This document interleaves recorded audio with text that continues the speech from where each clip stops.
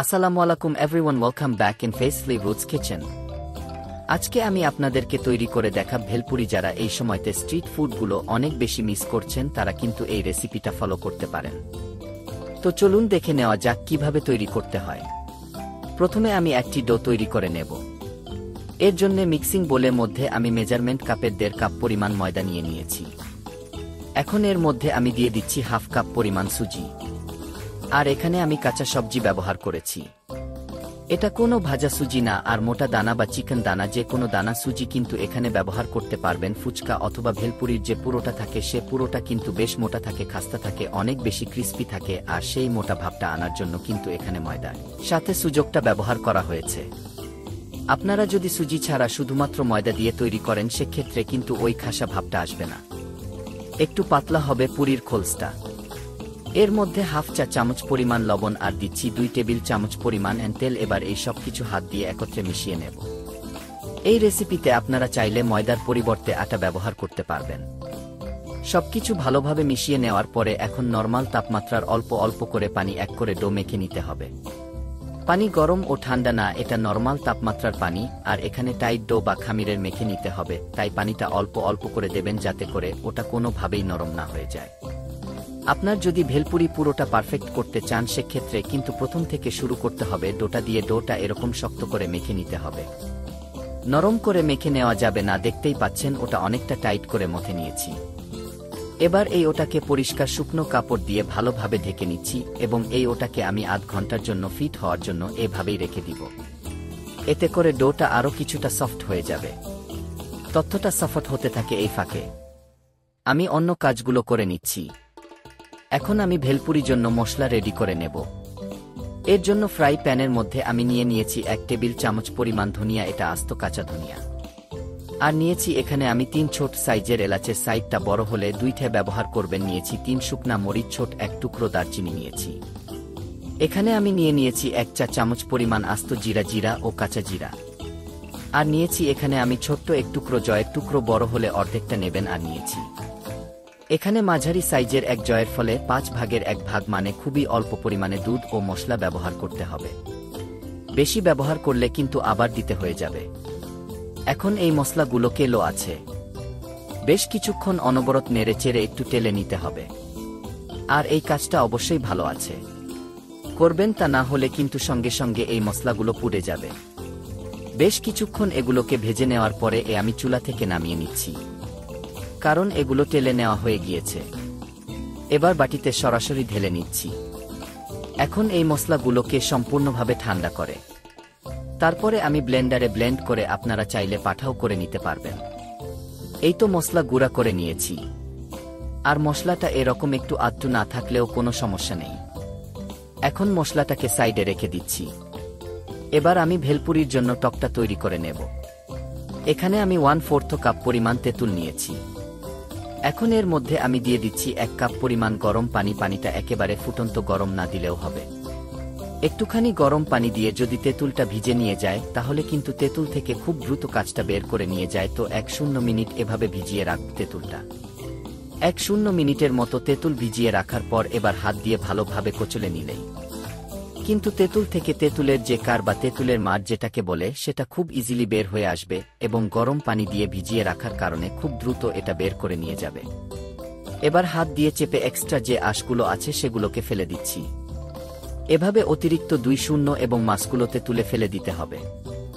এখন এর মধ্যে আমি দিয়ে দিচ্ছি 1/2 চা চামচ পরিমাণ লবণ, দিয়ে দিচ্ছি 1/2 চা চামচ পরিমাণ হ্রাস করা শুকনা মরিচের গুঁড়া চিলি ফ্লেক্স, দিচ্ছি 1 চা চামচ পরিমাণ মশলা। একটু আগে আমি যে ভেলপুরির জন্য মশলা রেডি করেছিস এখান থেকে 1 চা চামচ দিয়েছি। আর দিচ্ছি 2 টেবিল চামচ পরিমাণ চিনি।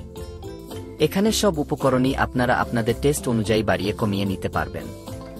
এবার চিনি দিয়ে ভালোভাবে মিশিয়ে নিলেই কিন্তু টকটা একদম রেডি। আর এরই মাঝে আবার ততটাও রেডি হয়ে গিয়েছে, সাইডে রেখে দিচ্ছি। প্রথমেই আমি যেটা শিখেছিলাম সেটা কিন্তু এরই মাঝে সেট হয়ে গিয়েছে। এবার কাপড়টা সরিয়ে ওটাকে আবারও একটুখানি মিনিট খানেকের মতো সময় নিচ্ছি এবং ওটা দেখে এখনও কিন্তু বেশ শক্ত অবস্থায় আছে এবং তাকে এরকমই একটু টাইট শক্ত করে তৈরি করে নিতে হবে। এখন ভেলপুরি তৈরি করার জন্য আমি এখান থেকে অল্প একটু ডো নিয়ে নিচ্ছি। আমি এরকম গল্প ছোট ছোট লেচি কেটে তারপরে ভেলপুরির জন্য কুড়িগুলো তৈরি করব, তো একটু অংশ নিয়ে নিলাম এবং বাকিটা অবশ্যই ঢেকে রাখতে হবে, না হলে উপরে আবার ড্রাই হয়ে যাবে। এখন আমি ভেলপুরির জন্য 1-0-0 পুরি বেলে নেব। যেহেতু ডোটা বেশ শক্ত করে তৈরি করা, তাই এই পুরিগুলো বেলে নেওয়ার জন্য কিন্তু এক্সট্রা করে কোনো ময়লা বা তেল কোনো কিছুরই প্রয়োজন হবে না। এবার আমি এটাকে বেছে নিচ্ছি এবং এই জুটিটা কিন্তু অনেক বেশি পাতলা হবে না, আবার একেবারে মোটাও হবে না। দেখতেই পাচ্ছেন একদম কাগজের মতো পাতলা না, আবার অনেক বেশি মোটাও না, এরকম করে বেলে নিতে হবে। আমি আর দেখাচ্ছি। আপনারা চাইলে বড় করে এক রুটি বেলে কুকি কাটার দিয়ে কেটে নিতে পারেন, আবার চাইলে রকম ছোট ছোট করে ও পরিবেশে নিতে পারেন। আমি এভাবে সবগুলো বেছে নেব। এখন আমি ভেলপুরিগুলো ভেজে নেব। ভেলপুরি ভাজার জন্য চুলায় একশি হাঁড়িতে বেশ কিছুটা তেল গরম করতে দিয়েছি এবং তেলটাকে হাই হিটে খুব ভালোভাবে গরম করে নিতে হবে। ভেলপুরি ঠিক মতো ফলের জন্য তেলটা কিন্তু অবশ্যই ভালোভাবে গরম থাকতে হবে। হালকা গরম তেলে আপনি যদি ভেলপুরিগুলো ছাড়েন তাহলে কিন্তু সেগুলো ঠিক মতো ফুলে উঠবে না।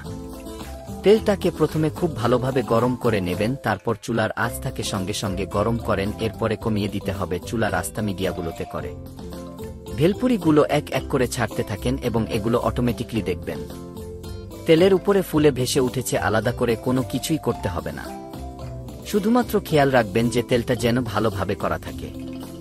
হালকা গরম তেলের মধ্যে ভেলপুরি দিলে অনেক সময় দেখা যায় ভেলপুরি ঠিক মতো ফুলে ওঠে না, তাই তেলটা ভালোভাবে গরম করে দিতে হবে এবং এই ভেলপুরিগুলো কিন্তু অনেকটা সময় নিয়ে ভাজতে হবে। এক বেশ লাগবে ভেলপুরি ভাজতে 1-0 মিনিট মতো সময়, তাই বুঝতেই পারছেন সময় নিয়ে অনেকটা ধৈর্য নিয়ে ভাজতে হবে। আপনি যদি তারা ঘোড়া করে লালচে রং করে ভেজে তুলে ফেলেন সেক্ষেত্রে এটা কিন্তু কিছুক্ষণ পরই পুরির মতো নেতিয়ে যাবে। ভেলপুরি যেরকম ক্রিস্পি এবং অনেকটা শক্ত হয় সেরকম কখনোই হবে না, তাই অবশ্যই সময় নিয়ে ধৈর্য ধরে 1-0 মিনিট ধরে মিডিয়াম লো আঁচে ভেজে নিতে হবে।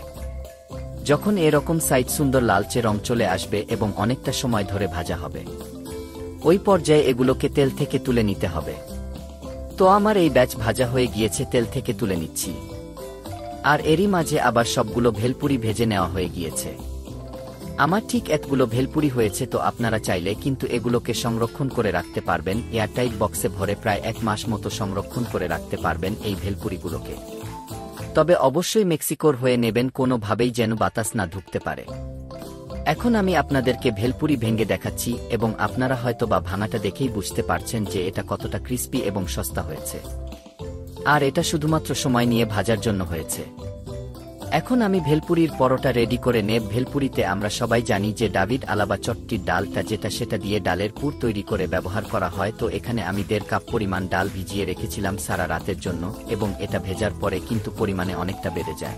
এখন এর মধ্যে আমি দিয়ে দিচ্ছি 1 টেবিল চামচ পরিমাণ লবণ, আর দিয়ে দিচ্ছি এখানে আমি 3 থেকে 4 কাপের মতো পানি। মূলত এই ডাল সিদ্ধ করার জন্য যতখানি দরকার এখানে আপনারা তো পানি ব্যবহার করতে পারবেন। এই ডালগুলো লবণ আর পানি দিয়ে সিদ্ধ করে নিতে হবে, তাই সিদ্ধ অংশটা আমি আর ডিটেলস দেখাচ্ছি না। শুধুমাত্র লবণ আর পানি দিয়ে নরম করে এটাগুলোকে সিদ্ধ করে নিতে হবে। ডাল সিদ্ধ করার জন্য পানি প্রয়োজন, এখানে আপনি কতটুকু পানি ব্যবহার করতে পারবেন সেক্ষেত্রে কোনো সমস্যা নেই। ফিরে আসছে ডালগুলো সেদ্ধ হওয়ার পরে। এই তো ডালগুলো আমি সিদ্ধ করে নিয়েছি দেখতে পাচ্ছেন। আর ডালগুলো এরকম করে সিদ্ধ করে নেবেন যাতে করে এর মধ্যে এক্সট্রা করে কোনো লিকুইড এই ভাবনা থেকে এরকম মাখা মাখা অবস্থায় থাকে, মানে ডালে এক্সট্রা কোনো পানি যেন না থাকে। পানিটা এটা নিয়ে ভাবে সিদ্ধ করে নিতে হবে। এখন আমি ভেলপুরির পুরোটা রেডি করে নেব। আমি যেহেতু একবারে সবগুলো ভেলপুরি তৈরি করছি না আজকে, তাই আমি এখান থেকে কিছুটা অংশ নিয়ে নিচ্ছি। এখন এর মধ্যে আমি দিয়ে দিচ্ছি, আমি প্রথমে ভেলপুরির জন্য যে মশলা তৈরি করেছিলাম সেখান থেকে 1 চা চামচ পরিমাণ মশলা দিয়ে দিচ্ছি। নিজের পছন্দ অনুযায়ী কিছু শেষা পেঁয়াজ, ধনেপাতা, কাঁচামরিচ কুচি এগুলো আপনারা আপনাদের টেস্ট অনুযায়ী বাড়ির কমিয়ে নিতে পারবেন। চাইলে এখানে সামান্য একটু বিট লবণ ব্যবহার করতে পারেন। তবে আমি যেহেতু ডাল লবণ দিয়ে সিদ্ধ করে ছেঁকে করে লবণের প্রয়োজন বোধ করছি না, তাই আর গেলাম না। তো ভেলপুরি পুরোটা কিন্তু এরকম একটু ম্যাশ করে মেখে নিতে হয়, তো এভাবে মেখে নিতে হবে। এখন ভেলপুরি আমি তৈরি করে নেব। উনি তো আগে ভেজে নিয়েছি, এখন পুরোটাকে মাঝখান থেকে ভেঙে নিচ্ছি। এবার এই মাঝখানে দিয়ে দিচ্ছি ডালের পুরটা।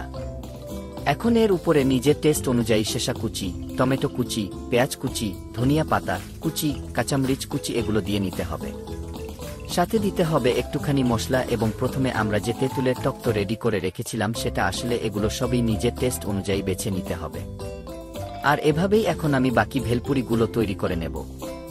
আর এরই মাঝে তৈরি হয়ে গেল আমার ঢাকাইয়া ভেলপুরি। যারা এই সময়টাতে ভেলপুরি অনেক বেশি মিস করছেন তারা এই রেসিপিতে একবারের জন্য হলেও ট্রাই করে দেখতে পারেন, ইনশাল্লাহ নিরাশ হবেন না। এটুকু বলতে পারি, আশা করছি রেসিপিটা ভালো লেগেছে। ভালো লাগলে অবশ্যই লাইক দেবেন এবং চ্যানেলটি সাবস্ক্রাইব করে পাশে থাকবেন।